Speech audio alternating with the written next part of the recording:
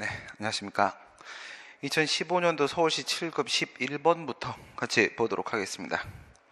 11번 질서위반 행위규제법입니다. 과태료적 행정질서벌입니다. 행정질서벌, 과태료를 부과하는 일반법입니다.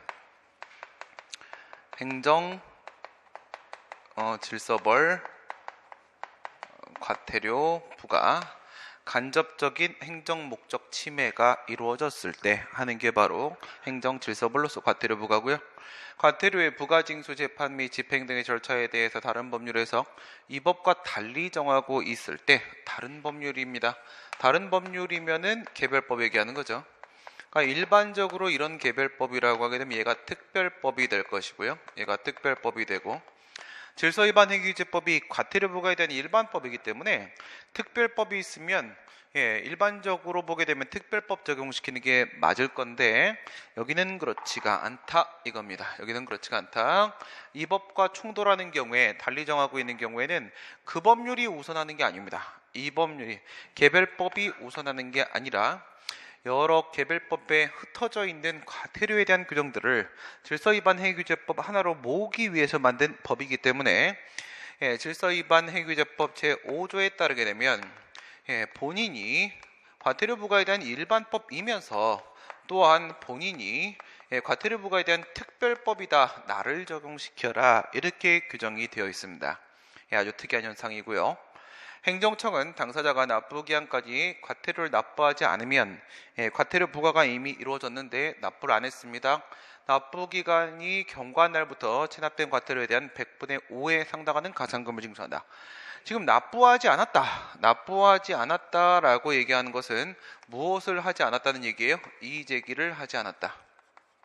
이의제기. 만약에 이의제기를 했었더라고 하게 되면 과태료 부과 처분의 효력은 소멸될 겁니다. 판례에 따르게 되면 과태료 부과 처분은 아니고요. 그 부과의 효력이 소멸이 됐을 것인데 이의제기 안 했기 때문에 부과의 효력 소멸 안 되고 납부 의무가 그대로 인정되고 있는 상태입니다. 체납했을 때입니다. 체납했을 때 가산금 규정을 두고 있는데 이것도 하나 조심하시고 100분의 5입니다. 국세의 경우에 있어서는 100분의 3이죠. 100분의 3 이렇게 되어 있는데 얘는 100분의 5입니다. 과태료는 100분의 5다. 이것도 하나 정리를 해 두셔야 되고, 행정청에 과태료 부과 처분에 대해 법령이 정하는 절차에 따라서 이의제기를 하게 되면은 질서위반 행위규제법 제20조에 보면 이의제기 규정이 있고요. 이의제기는 60일 안에 이의제기를 하도록 되어 있습니다. 그 처분은 바로 효력을 상실을 하게 된다. 그쵸? 상실한 다음에 어디로 넘어가는 거예요? 비송사건 절차법에 따른 소송사건이 아닙니다. 과태료 재판으로 넘어가서 결정재판을 받게 되겠죠. 고의 또는 과실이 없는 질서위반 행위에 대해서 과태료를 부과하지 않는다. 과거에 그랬었죠. 종래에는 이렇게 봤었는데 지금 같은 경우에는 질서위반 행위규제법이 제정이 됐고, 질서위반 행위규제법 제7조에 따르게 되면 책임주의 원칙을 적용을 시켜가지고 고의 과실이 있는 법규 위반 행위에 대해서만 과태료 부과를 허용을 하고 있는 중입니다. 이 부분도 바뀐 부분이어서 별도로 체크를 해 놓으셔야 되는 부분이죠. 국가배상법상 공무원의 책임입니다. 공무원의 책임. 공무원한테 부과되는 책임이라고 하게 되면 외부 책임과 내부 책임이 있을 수가 있겠고, 손해배상과 관련된 문제는 외부 내부 책임, 이거는 다 금전과 관련된 문제죠. 공무원에게는 어떤 책임이 있을까? 이 생각을 한번 해보시게 되면요. 우리 헌법 제29조 1항 단서입니다. 29조 1항 단서에 보게 되면 공무원의 책임은 면제되지 않는다 그랬는데, 이 공무원의 책임은요, 외부 책임이 존재할 수 있고 내부 책임이 존재할 수 있고, 외부 책임에는 그것이 형사 책임이 있을 수 있겠고 민사 책임이 있을 수 있겠고, 그 다음에 징계 책임이 있을 수 있겠고, 구상 책임, 변상 책임이라고도 하죠. 변상 책임이 있을 수 있습니다. 지금은 이제 돈 문제 얘기하고 있는 거기 때문에 형사 징계 이쪽이 아니라 민사 구상 이쪽 지금 얘기를 하려고 하는 거죠. 공무원이 직무 수행 중에 불법 행위로 타인에게 손해를 입힌 경우에 국가 등이 국가배상 책임을 부담하는 외에, 국가 등입니다. 국가 등. 국가배상법에 따르게 되면 국가 등, 국가와 지방자치단체 국가와 지방자치단체가 바로 국가배상법상의 배상 책임 주체로 되어 있죠. 배상 책임 주체는 국가하고 지방자치단체다. 얘네들이 외부적으로 배상하는 것 말고도 공무원 개인도 고의 또는 중과실이 있는 경우라고 하게 되면 그 불법 행위로 인한 손해배상 책임을 지게 된다 이렇게 했는데, 지금 여기서 얘기하는 이 손해배상 책임은요, 피해 국민에 대한 외부 책임 말하고 있는 거죠. 외부 책임, 민사 책임 얘기하는 겁니다. 민사 책임 말하는 것이다. 민사 책임이든 구상 책임이든지 간에 고의 중과실이 인정되는 경우냐, 경과실이 인정되는 경우냐 이렇게 나누게 되죠. 고의 또는 중과실이 인정되는 경우 이렇게 구분을 하게 되면요, 우리 판례는 절충설의 입장을 취하고 있습니다. 절충설, 판례 입장이고요. 그 다음에 통설 입장이 되겠죠. 이렇게 나누게 되면 경과실의 경우에 있어서는 통상 얘기할 수 있는 흠에 해당을 하기 때문에 국가 등과 국가지방자치단체, 공무원 이렇게 되면 여기서는 국가 등에게 책임이 인정이 되는 것이고 공무원에게는 책임이 인정이 되지 않습니다. 국가기관의 지위에서 행위한 것에 불과한 거죠. 손발의 역할을 한 겁니다. 그 다음 국가 등은 이럴 땐 책임을 지지 않습니다. 그리고 여기서는 국가기관으로서의 품격을 아예 상실했기 때문에 국가와의 관계는 끊어진 겁니다. 끊어진 거고 공무원 개인의 잘못으로 처리가 되는 거니까 공무원이 책임을 지는 건데, 그런 건데 여기서 지금 또 이런 문제가 생기죠. 공무원은 돈이 없다. 공무원 돈이 없다. 변제 자력이 부족하다라는 측면에 있어서 이 국가 등에게도 무엇을 인정을 하게 됩니까? 중첩 책임을 인정을 하게 됩니다. 이게 국가배상법 2조 2항에 나와 있는 내용이죠. 2조 2항에서 국가 등에게 중첩 책임이 인정되니까 국가 등이 외부 책임을 졌을 때는 공무원한테 구상할 수 있다. 이런 내용이 나오게 됩니다. 근데 지금 얘기한 것은요, 사실은 엄밀히 보면 틀린 얘기입니다. 근데 맞는 얘기입니다. 국가 등이 배상을 하는 것 말고 공무원도 배상을 한다라고 이렇게 들어갔는데, 그게 아니라 정확한 표현은 뭡니까? 정확한 표현은 고의중과실이면 원래 공무원 책임입니다. 원래 공무원 책임이니까 공무원이 책임지는 것 외에 국가 등도 중첩 책임을 진다. 이 말이 맞는 건데 그냥 어쨌든 둘 다 책임을 질 수도 있다. 선택적 청구가 인정된다라는 의미니까 선회해서 받아주시고, 그 다음 공무원에게 경과실이 있을 뿐인 경우에는 이번에는 경과실이라고 해서 고의중과실하고 지금 비교를 하고 있죠. 공무원 개인은 손해배상 책임을 부담하지 않는다. 그렇습니다. 여기에는 경과실에서는요, 국가기관으로서 지위에서 행위를 한 것에 불과한 것입니다. 국가 등의 손발이죠. 통상 얘기할 수 있는 흠에 불과하다. 얘는 책임을 지지 않는 겁니다. 경과실이 있는 경과실 쪽이죠. 이쪽인데 공무원이 피해자에게 직접 손해를 배상을 하였다면 그것은 채무자가 아닌 사람이 타인의 채무를 변제한 것이다. 야, 이거는 민법 얘기인데 채무자가 아닌 사람이 아닌 사람 제3자 제3자가 타인 누구요? 국가 등의 채무를 변제한 것이다 라고 해가지고 제3자의 채무 변제 얘기가 지금 나온 겁니다. 제3자의 채무 변제에 대한 이야기가 나온 것이고, 그 다음에 우리 판례는 이거하고 함께 비체 변제 언급을 했습니다. 비체 변제, 도의관념에 적합한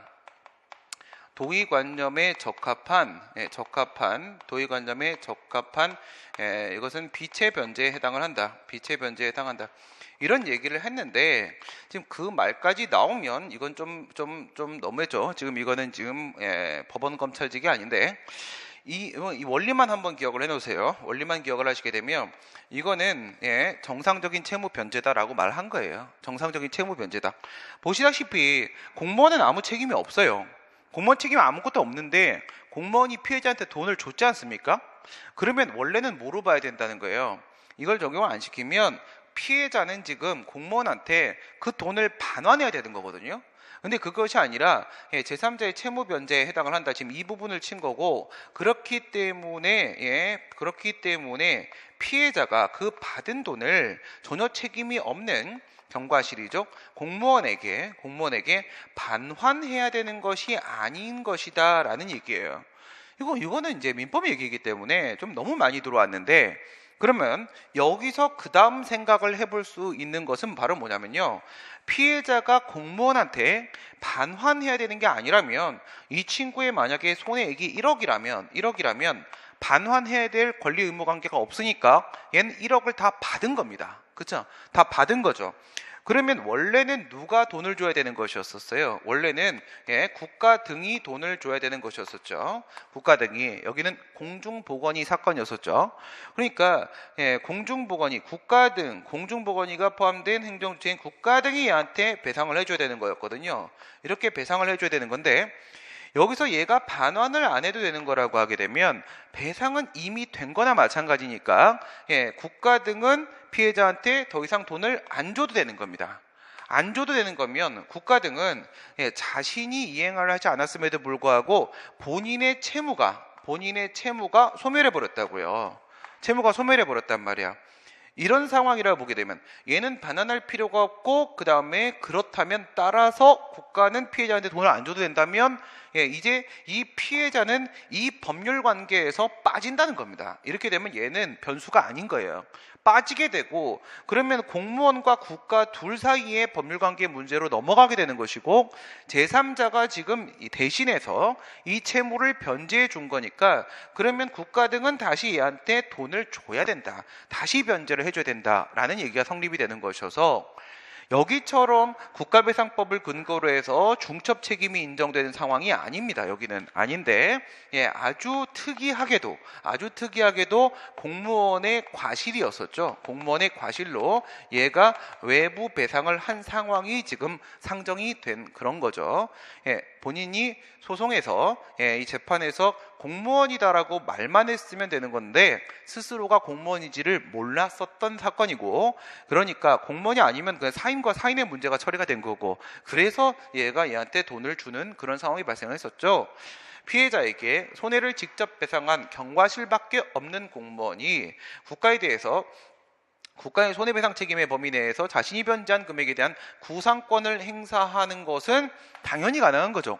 아니면 공무원 억울해서 어떻게 살아? 이거는 권리남용으로의 문제가 아니다 이겁니다.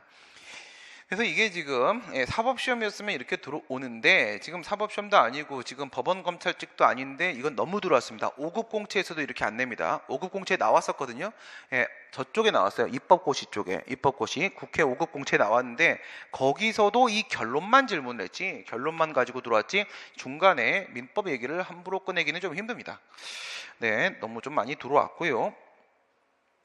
행정행위의 하자에 관한 설명 중에 옳지 않은 것은, 당연 무효의 행정처분을 소송의 목적물로 하는 행정소송이라고 하게 되면 뭘 말하는 겁니까?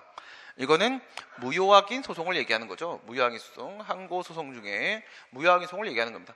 소송 목적물이라는 이해는 왜 이럽니까? 좀 막 들어오네. 소송 목적물이라는 질문이 나온 적은 뭐 사실상 거의 없습니다.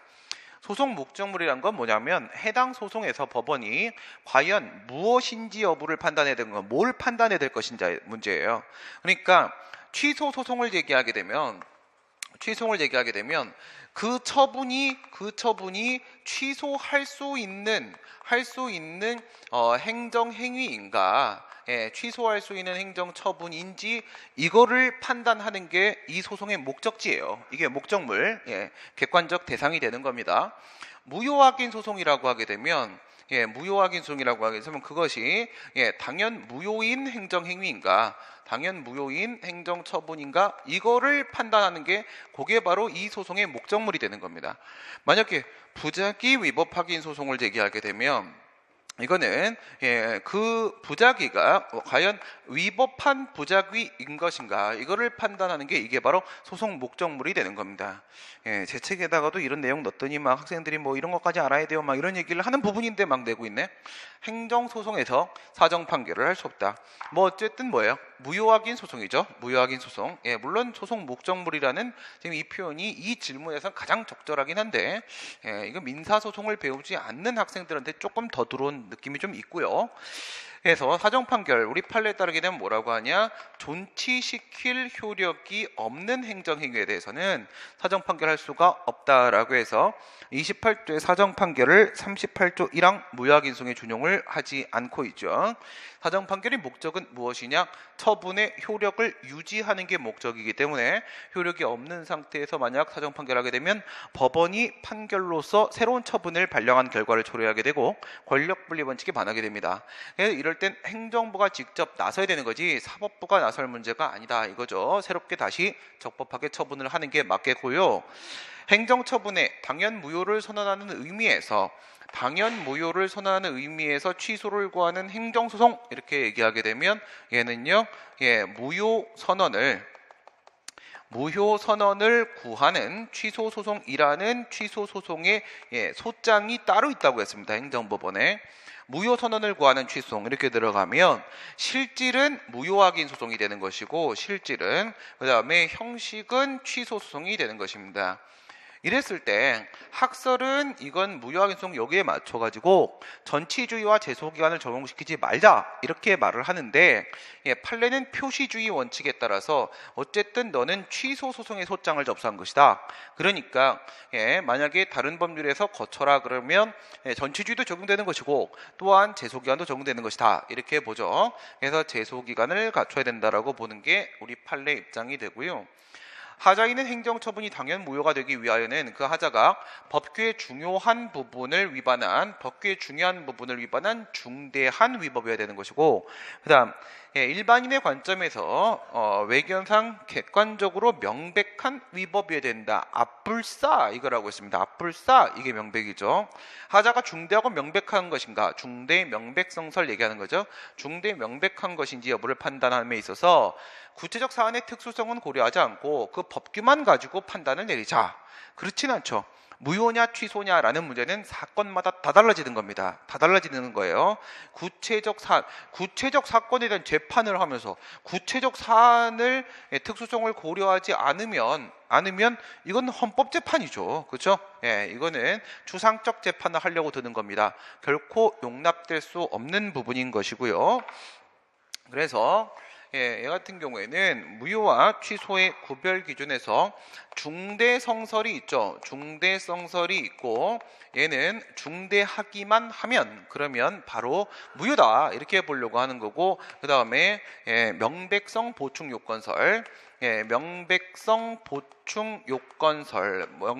요건 보충설 뭐라고 해도 되는데 얘 같은 경우에는 원칙적으로는 중대만 하면 되는 것이고 명백성의 요건은 법적 안정성이 필요하면 그땐 명백성 요건을 제3자의 이익이나 법적 안정성의 공익이 없으면 중대만 하면 무효 이렇게 보려고 하는 거예요. 중대성은 뭐로 보고 필수 요건으로 보고 명백성은 뭐로 보고 보충 요건으로 보고 이렇게 보려고 하는 거고 그 다음에 이제 중대 명백성설이 있죠. 중대 명백성설이 이렇게 있는데 명백설이라고만 하겠습니다. 이게 다시 이제 두 개로 나눠져 가지고 조사 의무설이라는 게 있죠. 조사 의무설은 객관적 중대 명백성설이라고도 하게 되는데 이 조사 의무설은 누구를 기준으로 하는 거냐? 그 직무를 수행하는 담당 공무원을 기준으로 해서 담당 공무원이 성실하게 조사를 해봤을 때 그것이 위법인지를 알 수 있겠는가? 이걸 보는 겁니다. 공무원을 기준으로 본다 이거예요. 그 다음에 마지막으로 외견상 일견 중대 명백성설이 있습니다. 외견상 일견 중대 명백성설. 얘 같은 경우에는 일반 국민의 관점에서 외견상 그냥 언뜻 보고 일견 한번 딱 봤는데 불사 이게 뭐한 짓이야 이 정도를 느낄 수 있으면 무효다. 그러면 뭐가 가장 넓으냐? 얘가 가장 넓고 무효를 가장 넓게 보고 얘가 무효를 가장 좁게 보는 그런 구조가 되겠죠.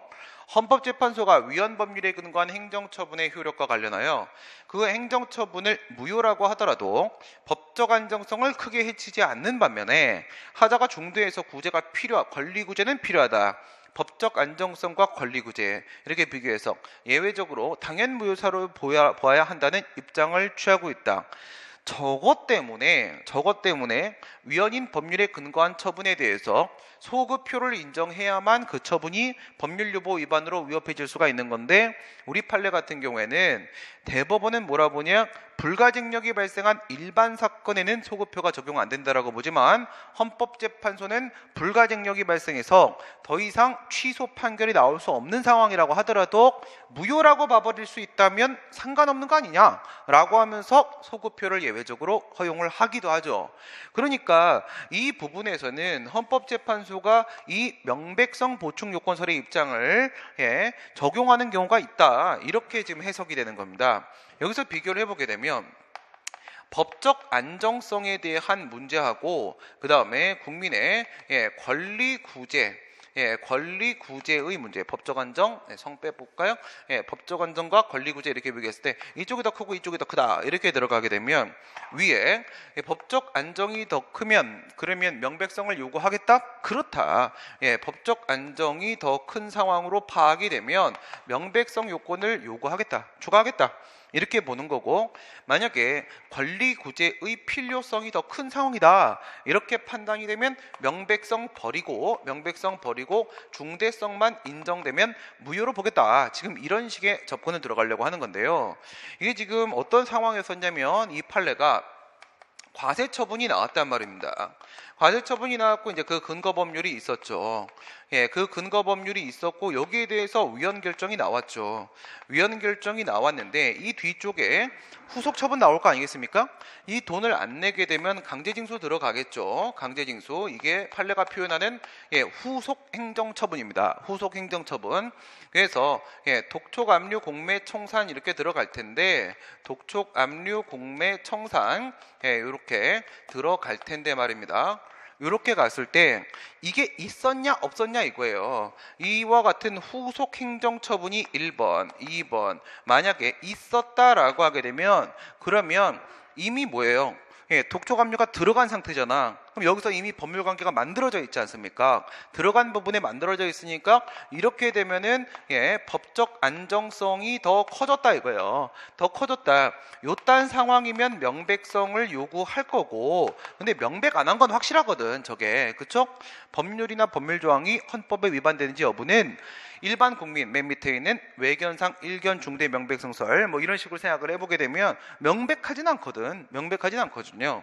근데 만약에 이게 없었다라고 하게 되면 어떻게 돼요? 이때는 법적 안정성이 작아지니까 권리 구제가 더 크다, 얘가 이긴다 이거예요. 이런 상황이면 명백성이 필요가 없다 이겁니다. 명백성이 필요가 없다. 왜 권리 구제가 더 커져요? 이게 지금 아직 없는 상태죠. 없는 상태니까 이걸 만약에 취소 사유로 봐버려 가지고 이걸 그대로 유지를 해버리면 무슨 일이 생겼어요? 뒤로 넘어가 버릴 거 아니겠습니까? 그렇죠? 후속 처분이 나올 수 있는 위험이 더 커진다는 거예요. 위험이 새롭게 발생한다는 겁니다. 그러니까 이게 없으면, 얘가 이렇게 없으면 그럼 그 위험을 막아줘야 되는 거야. 막아주려면 저게 무효가 돼줘야 되는 거죠. 무효가 돼줘야 되고, 그 다음에 이게 이미 나와 있는 상태면 그러면 이 부분의 법률관계 이미 만들어져 있는 거니까 그러면 뭐 나온 거 어쩔 수 없는 거 아니냐, 이렇게 지금 보려고 하는 입장입니다. 그게 명백성 보충 요건설 뭐 그런 입장 취하고 있습니다. 그런 입장. 대법원이랑 조금 다르고요. 취소 판결, 물론 이제 판결의 효력은 확정이 되었을 때만 효력이 발생하는 거니까 확정이 됐다는 전제를 깔고 우리가 생각을 해보도록 하겠습니다. 사실 이렇게 표현하면 이제 틀린 오류 문제라고 원래는 평가를 합니다. 처분을 취소하는 판결은 그 사건에 관한 당사자인 행정청과 관계 행정청을 기속한다. 지금 기속력 얘기를 하고 있는 거죠. 기속력, 행정소송법 30조 1항 생각하시면 되겠죠. 30조 1항. 거기서 피고인 처분청과 함께 그 다음 관련 처분 및 그거 말고도 또 부수되는 행위들을 할 수 있는 모든 관계행정청까지 전부 다 기속을 시키는 것으로 되어 있습니다. 그 다음 주관적 범위죠. 신청에 따른 처분이 절차의 위법을 이유로 취소하는 경우에는 판결의 취지에 따라 이전의 신청에 대해서 다시 처분을 해야 된다. 2항, 3항 이렇게 비교를 해보시게 되면 이랑 같은 경우에는 일반적 기속력 규정이 되는 것이고요. 얘는 일반적 기속력입니다. 일반적 기속력 규정 안에 그 주관적 범위로서 처분청하고 그 다음에 관계청이 포함되어 있고요. 그다음에 이게 두 개 같은 경우에 이제 재처분 의무 규정이란 말이죠. 이전의 신청에 대해서 다시 처분을 해야 되는 판결의 취지에 따라 재처분 의무 규정인데 얘는 이제 거부 처분이고요. 거부 처분, 기각 처분이고 신청에 따른 처분, 즉 인용 처분, 허가 처분이죠. 얘는 그리고 나서 모든 하자입니다. 모든 하자고 얘는 이제 절차상 하자죠. 절차 하자가 발생을 했을 때 재처분 의무가 부과된다라고 얘기하는 것이고 얘는 누구를 보호하기 위해서 원고의 실효적인 권리 구제를 위해서 얘 같은 경우에는 원고랑 관계 없습니다. 그 허가를 받았던 신청인의 이익을 보호하기 위해서 원고의 이익을 보호하기 위해서 신청인의 이익을 보호하기 위해서 재처분 의무를 부과하고 있는 게 맞고요. 취소 판결의 기속력은 확정 판결의 주문에 포함된 것에 한하여 발생을 하고 판결 주문입니다. 판결 주문에 하나면 기판력이죠. 여기서 끝나면 기판력이 되는 것이고 기속력 얘기하고 있죠. 그 전제가 되는 처분의 구체적인 위법 사유, 구체적인 위법 사유, 그 전제가 되는 이 법률 관계에 대한 문제는 얘는 판결 이유 부분에 나올 거 아니겠습니까? 왜 그런 취소 판결을 한 건지, 어떤 법에 위반된 건지, 구체적 위법 사유는 판결 이유 부분에 나올 건데 기판력은 판결 주문에만 미치고 기속력은 판결 주문과 함께 판결 이유, 특히 판결 이유에 미치는 게 더 중요한 거죠. 그러니까 이거는 잘못된 얘기죠. 기판력 얘기고 취소 판결의 기판력에 의해서 지금 뭐예요? 취소 소송이 지금 요게 전소가 되고 있는 거예요. 앞에 있었던 전소 선행 재판이 되고 선행 재판 전소가 되고요. 그다음 곧바로 공무원의 고의 또는 과실로 인한 것으로서 불법 행위를 단정할 수가 없다. 공무원 이 부분은 뭐예요? 이게 국가배상, 국가배상 이게 후소가 되고 있는 겁니다. 후소가 취소 소송이 전소가 되고 있고 국가배상이 후소가 되고 있는데 과연 기판력이 미치는가에 대한 문제인데요. 취소에서는 처분이 손해 발생의 원인 행위는 처분이란 전제를 깐 거고 처분이 위법인지만 보죠. 그런데 여긴 뭐예요? 불법 행위라고 해서 처분의 위법 여부에 대한 문제도 포함을 했지만 이 안에 뭐도 있냐? 고의과실로 인한 불법 행위라고 했단 말이죠. 그래서 취소에서 위법성이 인정되었다라고 하여 고의과실이 있다라고 볼 수는 없는 거잖아요. 그렇죠? 그래서 이럴 수도 있고 저럴 수도 있다. 한번 판단 다시 해보자라는 얘기입니다. 그래서 이건 단정할 수 없다고 보는 게 우리 판례 입장이 되겠고요. 행정심판의 재결에 대한 항고송입니다. 행정심판의 재결 보는 순간 바로 행정소송법 19조 단서에 있는 원처분 중심주의가 바로 떠올라야 되는 것이 당연한 얘기겠고요. 원처분 중심주의를 보도록 하겠습니다. 원처분 중심주의 행정소송법 제19조 본문 단서 행정소송법 19조 본문에 있고 그 다음에 단서가 있고 이렇게 있죠. 그러면 본문과 단서의 관계를 한번 보세요. 이 본문은 분명히 뭐예요? 얘는 소송 요건이 맞죠. 소송 요건이 맞고 대상적격입니다. 대상적격이라는 소송 요건 규정이고요. 그 다음에 단서에서는 재결에 고의한 위법이 있을 때만 재결에 대한 취소를 제기할 수 있다라고 얘기를 하고 있단 말이죠. 그러면 여기에 있는 것도 소송 요건이겠습니까? 이것도 단서 부분도 같은 19조니까 소송 요건이겠습니까? 아니면 이것은 본안 요건이겠습니까? 이렇게 보면은 재결에 고의한 위법이 있다 없다? 없다고 한번 생각해 볼게요. 재결에 고의한 위법, 고유 위법이 없다. 다시 말해서 이 부분의 요건을 흠결하였다 이겁니다. 단서에는 요건을 흠결했다. 만약에 그것을 소송 요건으로 보게 되면 이런 경우에 뭐를 하게 되냐면 각하 판결을 하게 될 테고요. 본안 요건으로 보게 되면은 요건이 깨졌으니까 본안 요건이 깨졌으니까 기각 판결을 이렇게 하게 되겠죠. 그래서 학설 대립이 각하 판결설, 기각 판결설 이렇게 학설 대립이 있단 말입니다. 했을 때 고유 위법이라고 했잖아요. 위법. 어쨌든 위법성 여부에 대한 판단은 본안에서 해야 되는 문제이기 때문에 위에 소송 요건이다 이게 아닌 거고요. 이게 맞는 것이죠. 이렇게 맞게 되는 것이고, 그 다음 더 문제를 풀려면 고유한 위법은 과연 어떨 때 인정되는 것인가에 대한 문제도 우리가 간단히 한번 봐줘야 되는데요. 한번 봐보겠습니다. 고유한 위법은 어떻게 되냐? 그러면 재결에는요, 행정심판의 재결에는 요건 재결로서 각하 재결이 존재할 수가 있겠고, 그 다음에 본안 재결이 이렇게 있을 수가 있다고 했잖아요. 이렇게 하고 나서 이제 여기서 주체, 절차, 형식의 하자가 있을 때가 있겠고, 그 다음에 내용의 하자가 있을 때가 이렇게 있습니다. 각하 재결은 얘는 존재할 수 있고 얘는 아예 존재할 수가 없는 상황이 될 테고요.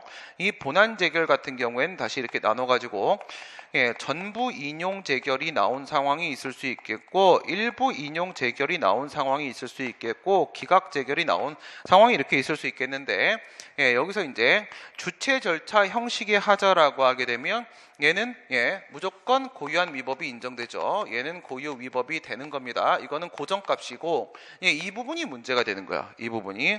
그래요. 여기도 주체, 절차, 형식의 하자는 당연히 존재할 수 있습니다.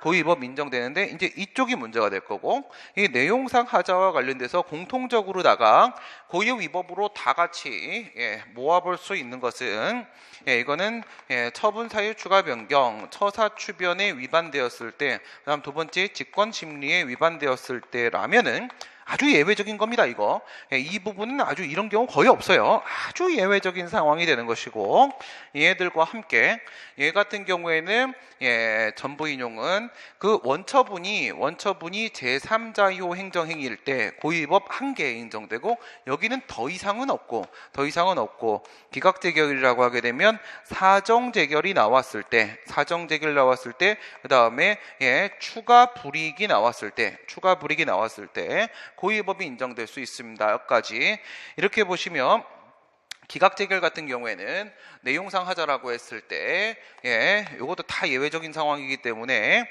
원칙적으로는 이렇게 봐야 되는 거예요. 기각재결은 원칙적으로는 그 원처분은 적법 정당한 것이다라고 지지하는 재결이기 때문에 기각재결의 위법이 있다면 내용적으로 원처분의 위법과 사실은 같은 위법이 되는 겁니다. 그쵸? 원처분이 위법인데 이건 적법이야 라고 판단했으니까 원처분에서 발생한 위법하고 기각재결에서 발생한 위법은 사실은 내용적으로 같은 위법이다. 이래서 고유한 위법이 원칙적으로는 아니다 라는 겁니다. 아니다. 원칙적으로는 기각재결에 고유법 없는 겁니다. 이거 다 예외적인 겁니다. 아주 지극히 예외적인 것들이고, 제3자효를 수반하는 행정행위에 대해서 지금 좀 전부 인용 저쪽 얘기하려고 하는 거 딱 느낌 오죠? 행정심판 청구를 했는데 청구가 인용되었다. 우리가 인용 그러면 전부 인용이죠. 재결로 인해서 비로소 권리이익의 침해를 받는 자라고 할지라도 이 사람은 누가 되는 거예요? 이것 때문에 비로소 권리이익의 침해를 받는 자라고 하게 되면 얘는 재결의 제3자죠. 제3자. 행정심판을 청구했던 청구인이 아닙니다. 재결의 제3자인데 얘가 누가 되겠어요? 경원자 관계 생각해보면 행정심판의 대상이 되었던 그 처분으로 보게 되면 처분의 상대방, 얘가 되겠죠.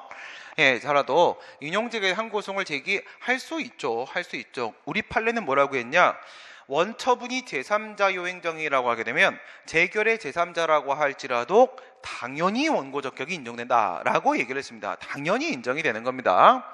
그러니까 제3자 심판이 들어가고 인용되면 제3자 소송이 들어가게 될 겁니다. 그랬을 때 제3자 소송의 원고 적격이 깨지는 일은 없다는 겁니다.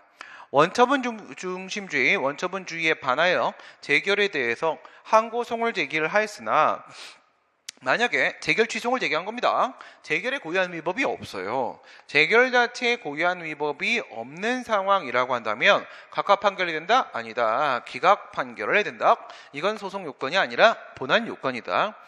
서면에 의하지 않는 재결의 형식의 하자입니다. 형식의 하자라고 하게 되면 재결에 대한 항고송을 제기할 수 있다. 주체 절차 형식의 하자죠. 주체 절차 형식의 하자는 고유한 위법이 인정되니까 제기할 수가 있는 게 맞겠고요.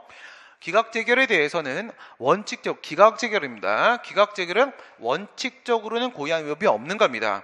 재결 자체의 위법을 고의한 위법을 이유로 항고소송을 제기하는 게 아니라 저기 나와 있는 얘기들은 지극히 예외적인 케이스들이라고 했습니다. 원칙적으로는 재결에 대한 소송이 아니라 원처분에 대한 소송을 제기하는 게 맞겠다. 이런 결론이 나오겠죠. 16번입니다. 행정행위의 부관에 관한 설명으로 옳지 않은 것은 수익적 행정처분에 있어서는 법령에 특별한 규정이 없더라도 부관으로서 부담을 붙일 수 있고 부담이 아니어도 됩니다. 그냥 부관이면 됩니다. 부관이어도 되고요. 상대방과 협의하여 그 부담의 내용을 협약의 형식으로 미리 정한 다음에 그 부관을 붙이는 것도 가능하다 했는데 우선 먼저 부관은 원래 수익적 처분에 붙이죠. 그렇게 치면 이 수익적 처분이 아무 의미가 없는 겁니다. 부관은 원래 수익적 처분에 붙이는 거잖아. 그 말을 하는 게 아니라고 했죠. 우리 판례는 기속과 재량을 구별하는 데 있어서 효과 재량설의 입장을 일부 반영하기 때문에 이렇게 말하면 이거는 지금 재량행위이다 라는 의미로 말하고 있는 겁니다. 판례가 수익적 처분이다 라고 얘기하면 그건 재량행위다 이렇게 말을 하는 거예요. 그래서 재량행위라고 하게 되면 1, 2, 3의 요건을 충족했을 때 A라는 처분을 할 수 있는데 can인데 그랬을 때 할 수도 있고 수익적 처분이죠. A 처분은 수익적 처분입니다. 그래서 할 수도 있고 안 할 수도 있겠죠. 할 수도 있고 안 할 수도 있고 하게 되면 플러스 10의 효용이 발생하고 안 하면 빵태기가 되는데 여기서의 법적 아니고요. 여기서의 법적 효과를 0부터 10까지 결정할 수 있는 거니까 재량이어서 이럴 땐 뭐 할 수도 있다라고 했어요. 여기서는 부관 붙여서 할 수도 있다. 이렇게 해서 이렇게 할 수도 있다. 그럼 여기가 플러스 10 주고 여기가 마이너스 2 주고 그래서 총 8 잡자. 이 8 잡는 것도 당연히 가능하겠죠. 그 다음에 지금 재량 아니겠습니까? 재량이기 때문에 처분을 대신하여 무엇을 할 수도 있어요. 그 재량권의 범위 내에서 공법상 계약을 체결할 수도 있는 거잖아요. 여기서 말하는 협약은 공법상 계약을 말하는 거고 그래서 그 내용을 여기서 붙이려고 하니 부관의 내용을 재량의 범위 내에서 부관 붙이는 거니까 재량의 범위 내에서 계약 체결하는 것도 당연히 되는 것이고요. 정하고 나서 나중에 그것을 다시 한번 확인하기 위해 부관으로서 또 붙여도 되는 거죠. 사전에 협약, 공법상 계약 체결하는 거 문제 없습니다. 행정행위의 부관 중에서 부담의 경우에는 부담입니다. 그 자체로서 행정쟁송의 대상이 될 수 있다. 쟁송이면 소송하고 심판 얘기하고 있는 것인데 이거는 그냥 간단하게 비교하시면 되는 거죠. 부담 같은 경우하고 기타 부관으로서 기한, 조건, 철회권, 유보 그리고 법률효과 일부 배제까지 판례는 인정을 해서 기타 부관 안에 포함을 시키고 있고 얘 같은 경우에는 그 처분성이 인정이 되며 주된 행정행위와 분리가 가능하고 그 다음에 기타 부관 같은 경우에는 처분성이 부정이 되고 주된 행정행위와 분리가 안 된다. 이게 둘의 차이점이 되겠고 학설은 여기를 보고요. 독립쟁송이 되는지 안 되는지 학설은 이쪽을 보게 되고 그 다음에 판례는 이쪽을 보죠. 판례는 이쪽을 이렇게 봐서 독립쟁송, 일부 취소이든 일부 취소송이든 상관없이 독립쟁송 가능성을 이렇게 보는데 뭘로 본다고 한들 이 부담과 기타 부관의 특징이 이렇게 똑같잖아요. 똑같기 때문에 독립쟁송 가능 여부는 결론은 똑같습니다. 판례하고 학설하고 그래서 부담은 가능하다 이겁니다. 부담은 일부 취소쟁송일 때 면허 처분을 함에 있어서 그 면허의 유효기간을 정했다고 했습니다. 유효기간을 1년으로 정하였다. 그 얘기는 뭐야? 기한이다. 기한 중에서도 특히나 종기다. 종기. 기타 부관이죠. 기타 부관. 면허 중에 면허 유효기간만의 취소를 일부 취소를 제기하겠다. 그 얘기죠. 허용될 수가 없는 것이다. 그렇죠? 얘는 뭐니까? 얘는 부담이 아니라 기타 부관이기 때문에 독립쟁송이 허용이 될 수가 없는 겁니다. 학설에 따르든 판례에 따르든. 행정청이 수익적 행정처분하면서 부관 부담이 처분 당시의 법령을 기준으로 해서 적법했지만 무슨 말이에요? 구법. 구법을 기준으로 하면 적법이다. 처분이 나온 다음에 그 부담이 전제가 되었던 근거법령이 개정이 되었고 행정청이 더 이상 부관을 붙일 수 없는 상황이 됐다라고 하게 되면은 그 얘기는 뭐예요? 신법, 지금 개정된 법, 신법을 기준으로 하게 되면 위법이 되는 상황이다. 이렇게 했을 때 그럼 위법이냐 이겁니다. 위법이냐 국법으로 가야 되는 겁니까? 신법으로 가야 되는 겁니까? 이거는 그냥 처분의 위법성 판단 기준시랑 똑같은 거라고 했죠. 부관의 위법성 판단 기준시는 그 근거가 되는 주대행정의 위법성 판단 기준이랑 똑같은 거니까 개정된 법령 아닙니다. 이거는 판결시 기준으로 할 때잖아요. 처분시 기준으로 할 때로 가야 되는 것이고 그렇게 가면 국법 적용하고 부관은 그냥 원래대로 적법입니다. 원래대로 바뀌는 건 없죠. 17번입니다. 행정소송법과 관련된 설명으로 옳지 않은 것은 토지의 수용, 기타, 부동산 또는 특정의 장소와 관계되는 처분에 대한 취소를 제기를 하는데 그 부동산 또는 장소의 소재지를 관할하는 행정법원에다가 소송을 제기할 수가 있다. 이건 지금 재판관을 얘기하려고 하는 거네요. 행정소송법 제9조입니다. 구조를 보시면 구조가 박근혜 정부 때 2014년도에 개정된 부분이 하나가 있었죠. 개정된 게 이게 이제 1항하고 2항밖에 없었는데 지금은 2항이 3항으로 밀리고 2항이 요게 이제 새로 들어온 건데 요 새로 들어온 게 바로 중복 관할입니다.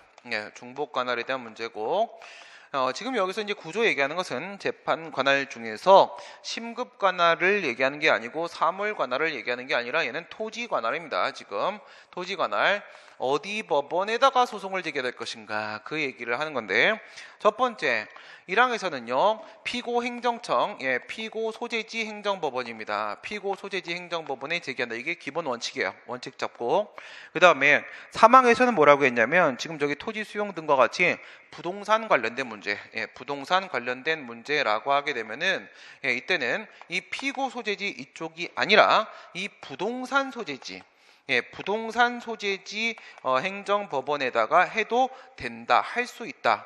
그러니까 이렇게 해도 되고 이렇게 해도 된다 이렇게 돼 있고요. 그다음에 이제 요게 이제 새로 추가가 된 건데 얘네들 같은 경우에 뭐라고 했냐면 중앙행정기관, 중앙행정기관이나 그 중앙행정기관의 부속기관, 그 다음에 중앙행정기관의 합의제 기관, 그 다음에 합의제 기관의 장, 얘가 피고가 될 때, 또는 공공단체한테 그 공무를 위임이나 위탁했을 때, 그 단체 또는 장이 피고가 될 때, 뭐 이런 경우라고 하게 되면, 이런 경우에는 얘뿐만 아니라 피고 소재지 행정법원뿐만 아니라 대법원 소재지 행정법원에다가도 할 수 있다라고 해서 중복 관할을 인정하는 겁니다. 여기서 대법원 소재지 행정법원이면 이건 누구예요? 얘는 서울행정법원이죠. 서울행정법원에다가도 소송을 제기하는 것을 허용을 해주겠다라고 얘기했는데 이게 하나가 추가가 된 거고요. 그러니까 우선 1번 같은 경우에는 요거 3항 얘기하는 거였고 맞고요. 국가의 사무를 위임 위탁받은 공공단체 또는 그 장에 대한 취소를 제기하는 경우에 얘가 피고일 때 대법원 소재지 관할 행정법원, 서울행정법원에 가는 거 가능하다? 여기 있네요. 그렇죠? 공공단체 위임 위탁했을 때 들어가 있고 중앙행정기관의 부속기관, 합의제 행정기관 그 장에 대해서 취소를 제기하는 경우에 중앙행정기관 그 부속기관, 합의제 행정기관 장에게 할 때도 대법원 소재지 관할 법원에 제기할 수 있는 중복 관할 인정했고요. 그다음 취소의 제1심 관할 법원은 원고의 소재지를 관할하는 행정법원을 한다. 여기 뭐라고 했어요? 피고. 원고 소재지가 뭐야 도대체? 원고 소재지. 이런 이상한 데 숨겨놨죠. 저거 보고는 저도 처음에 못 찾았어요. 너무 맞는 말인데 그러고 보니까 원고야. 그러고 보니까 공물의 사용 관계입니다. 요거 솔찬이 요거 강론인데 그냥 이렇게만 좀 볼게요. 간단한 것만 보시면 도로의 일반 사용자입니다. 공물의 일반 사용 관계죠. 일반 사용권입니다. 일반 사용권 같은 경우에 일반 사용 관계 같은 경우에는 어떻게 보라고 했어요? 본래 목적대로 사용하는가 본래, 자유로이 사용하는가 자유, 무상으로 사용하는가 무상, 세 가지가 다 충족되면 일반 사용 관계, 셋 중에 하나가 깨지면 특별 사용 관계. 특별 사용 관계는 주되게 허가 사용 관계와 특허 사용 관계 두 개만 기억해도 된다고 했죠. 그래 보게 되면 도로의 용도 폐지, 도로가 없어졌어요.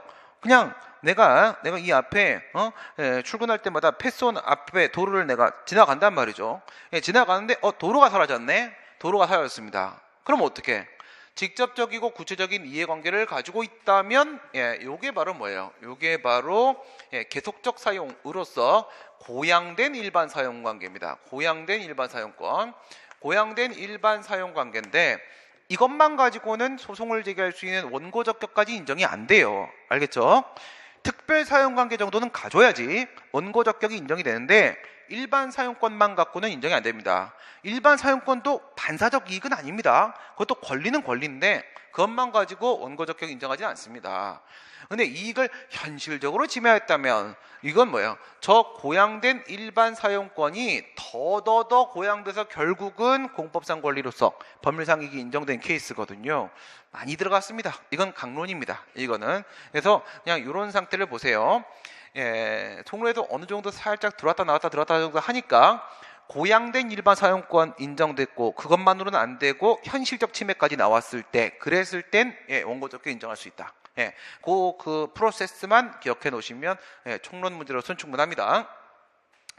공공용물에 대한 일반 사용의 방해는 역시 뭐예요? 일반 사용권입니다. 지금 일반 사용관계에 방해를 한다. 사법상 손해배상 청구나 방해배제 청구를 할 수 있다. 가능하겠습니까?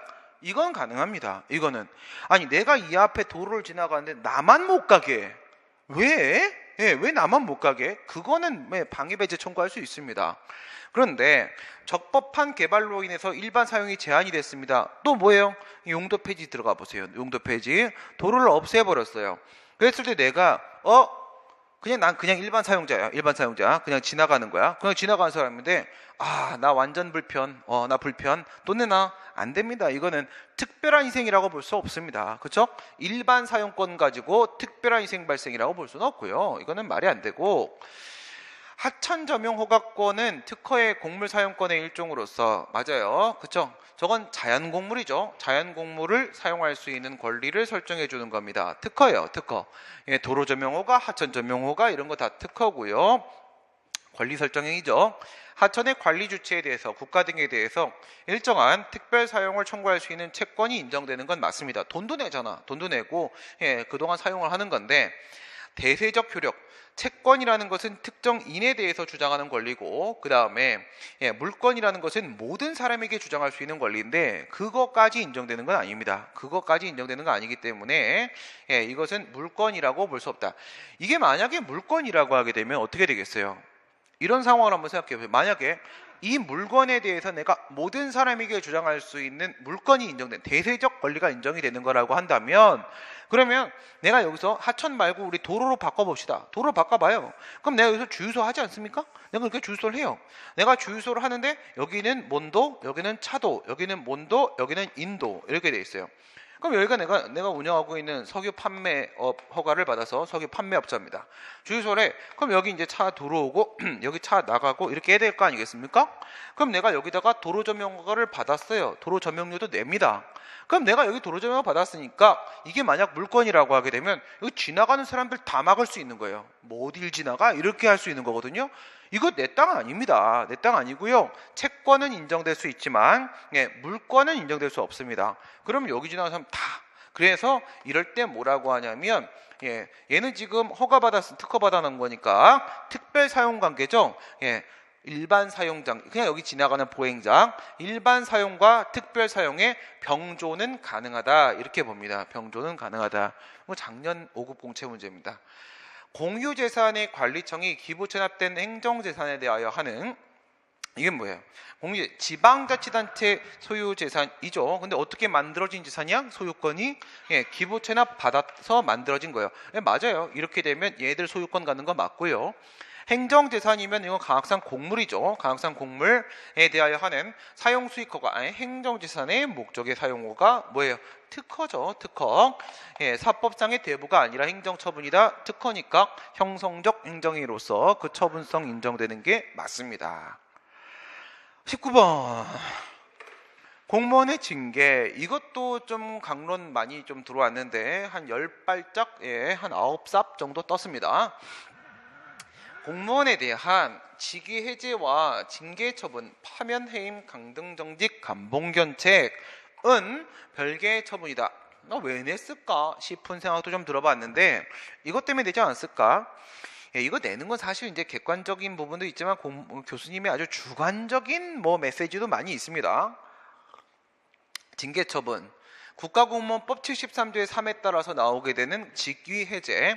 직위 해제는 그 공무원의 지위, 신분은 그대로 유지한 상태에서 직위만 해면을 하는 거죠. 일만 지금 우선 잠시 못하게 합니다. 그 직위 해제의 사유에 여러 개가 있는데 그 중에 보면은요, 형사 기소된 사람 직위 해제한다 이런 것도 있을 수 있고, 그다음 직무 수행 능력이 부족한 사람 직위 해제하고 대기 명령 기간 동안에 교육 훈련한다 이런 것도 있을 수 있고 한데 여기 뭐도 있냐면 징계위원회 회부된 사람 직위 해제한다도 있어요. 예, 징계위원회 회부된 사람 직위 해제를 할 수 있다. 그러면 저 징계 처분도 징계 사유 있어서고 직위 해제도 징계 사유 있어서 징계위원회 회부되어 있는 상태 아니냐 이렇게 연결해 보려고 한 것으로 보여집니다. 하지만 이 징계 처분이라는 것은 그 공무원의 비위 행위에 대한 처벌이에요. 징계벌입니다. 벌을 주는 거고, 이 직위 해제는 아무리 같은 징계 사유로부터 비롯된 문제라고 하더라도 저것은 공정한 업무 수행이 힘들 것이라고 파악됐기 때문에 직위 해제라는 거지 잘못을 혼내는 게 아닌 겁니다. 징계는 혼내는 거고 직위 해제는 공정한 업무 수행을 확보하기 위한 차원에서 이루어지는 것이니까 그 목적과 요건이 다른 것이다 라고 봐야 되는 것이고요. 정직은 파면 해임 강등 정직 감봉 견책의 정직은 1개월에서 3개월로 하는 것은 맞긴 합니다. 1에서 3개월까지 하게 되는데, 그러니까 문제 보면 맨날 3개월에서 1개월을 바꿨느니 뭐니 이러지 않습니까? 정직 처분을 받은 사람은 신분은 보유하죠. 공무원 신분이 박탈되는 건 아니고 직무에 종사를 못합니다. 이런 부분은 직위해제랑 비슷하기도 하죠. 그 다음에 얘가 정직 감봉 견책, 그래서 감봉보다 위잖아. 감봉보다 쟨 중징계고 감봉은 경징계입니다. 그러면 위에 있는 놈은 밑에 있는 놈을 포함해요. 안고 들어가는 거거든. 그러니까 여기도 감봉이 포함이 돼요. 감봉이 포함이 되는데 3분의 1이 아니라 3분의 2가 감봉돼요. 3분의 2가 감봉됩니다. 이건 공무원법입니다.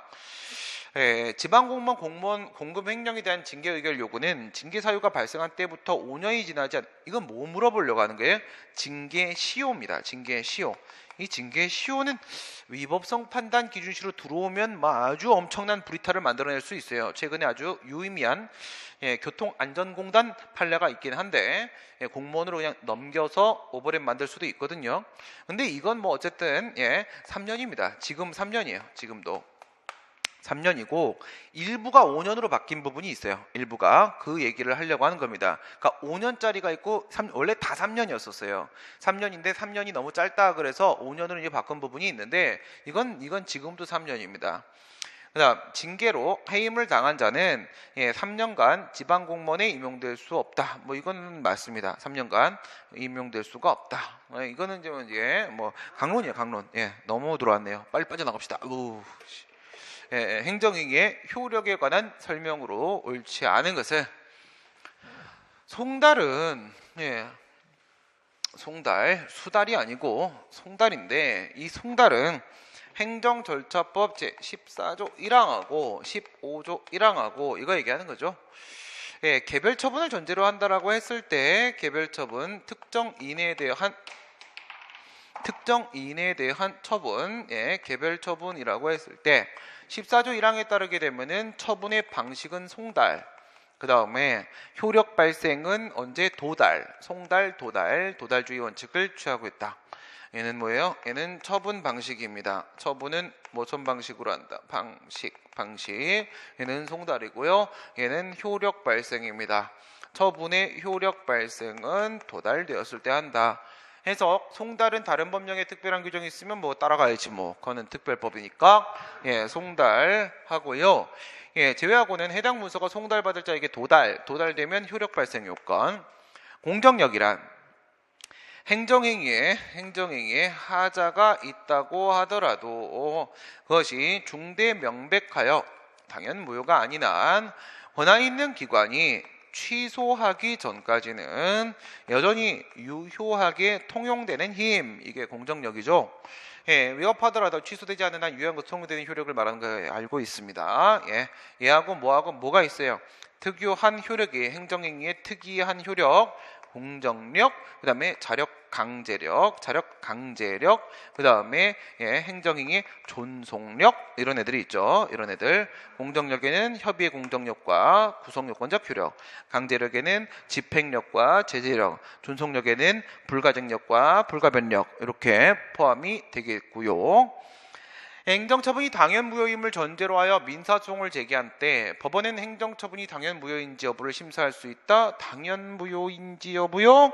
예, 구성요건적 효력과 성결문제 얘기하는 건데 여기 친 거죠. 여기에 당연무효가 아닌 한 구성요건적 효력이 있는 건데 무효면 구성요건적 효력이 없으니까 아무리 권한 없는 민사법원이라고 할지라도 구성요건적 효력에 저촉됨이 없이 그 효력을 확인하는 것이 가능하겠죠. 처분의 취소를 구하는 취소에 당해 처분의 취소를 선결 문제로 하는 부당이득 반환 청구송이 병합된 경우에 병합시켰네요. 행정소송법 제10조 1항, 2항 이렇게 보시게 되면 행정소송법 제10조입니다. 10조 1항에 이송 있습니다. 관련 청구송의 이송, 그 다음에 2항이 있습니다. 관련 청구송의 병합 이렇게 있죠. 여기에 보시게 되면 1호가 있고 2호가 이렇게 있는데 얘네들은 여기에도 마찬가지다. 이렇게 되죠. 예, 그래서 1호, 2호에 있는 관련 청구송을 보게 되면요. 뭐 있습니까? 관련 청구송 보시게 되면 뭐 손해배상 청구송이 있고 부당이득 반환 청구송이 있고 여기에 뭐가 들어간다? 부당이득 반환 청구송이 들어가죠. 뭐였어요? 배, 당, 상 이게 1호, 표, 재 이겁니다. 배당, 상표, 재개. 상표권의 배당을 재계한테 다 줘버렸어요. 그러니까 삼성 같은 게 만들어지는 겁니다. 이상한 공룡이. 배당, 상표, 재개 1호, 2호 이렇게 돼 있단 말이에요. 했을 때 얘가 손해배상, 부당이득, 원상회복, 그 다음 표리관계, 처분과 재결, 단계적 처분, 단계 처분 이렇게 되겠죠. 이 중에 이제 부당이득, 요게 특이한 놈이거든요. 요 친구 요거 얘기하는 건데, 그러면 사실 판결의 효력으로서 저 공정력을 제거하는 게 취소 판결의 형성력인데, 근데 병합을 시켜놨기 때문에 취소 판결이 아직 확정이 안 된 거잖아요. 확정이 안 됐으면 형성력이 아직 발생 안 했잖아. 그럼 공정력 그대로, 구성요건적 그대로 있잖아. 그럼 이 민사법원은 판단 내릴 수 없는 거잖아. 그러면 뭐하러 병합하냐 이겁니다. 뭐하러 병합하냐? 병합 규정이 무의미해져 버린다는 거지. 그래서 우리 판례는 10조의 입법 취지는 별도의 취소가 확정이 안 된다고 하더라도, 처분을 취소하는 판결이 확정이 안 된다고 하더라도 부당이득 반환 청구에 대한 반환 명령 판결을 할 수 있다, 인용 판결할 수 있다라고 보는 게 10조의 입법 취지다, 이렇게 판시를 했던 것이죠. 네, 이렇게 해서 15년도 서울시 7급 해설을 마치도록 하겠습니다. 수고하셨습니다.